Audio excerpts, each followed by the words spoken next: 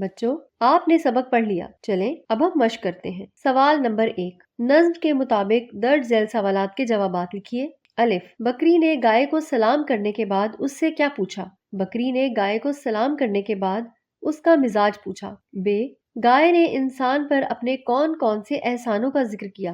گائے نے کہا کہ میں اپنے دودھ سے آدمی کے بچوں کو پالتی ہوں اور انہیں توانائی فراہم کرتی ہوں۔ ج، گائے نے انسان سے متعلق کیا شکایتیں کی؟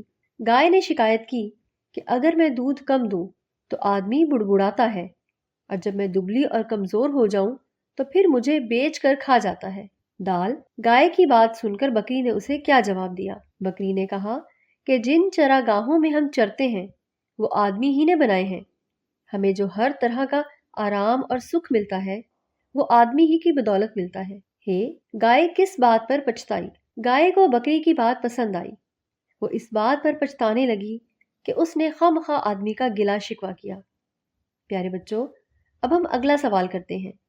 سوال نمبر 2، نظم کے مطابق درج ذیل میں سے درست جواب پر ٹک لگائیے۔ الف، بکری چرتے چرتے آ پہنچی ندی کے قریب، چشمے کے قریب، نہر کے قریب، سمندر کے قریب۔ اس کا درست جواب ہے ندی کے قریب۔ ب، بکری نے ادھر ادھر دیکھا تو اسے نظر آئی بھیڑ، گائے، بھینس، ہرنی۔ اس کا درست جواب ہے گائے۔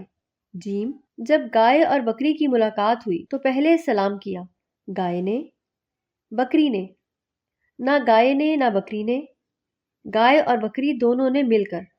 اس کا درست جواب ہے بکری نے۔ دال، گائے نے گلا کیا بکری کا، آدمی کا، بھیڑ کا، بیل کا۔ اس کا درست جواب ہے آدمی کا۔ گائے نے پسند کیا بکری کی بات کو، آدمی کی بات کو، بھیڑ کی بات کو، بیل کی بات کو۔ اس کا درست جواب ہے بکری کی بات کو۔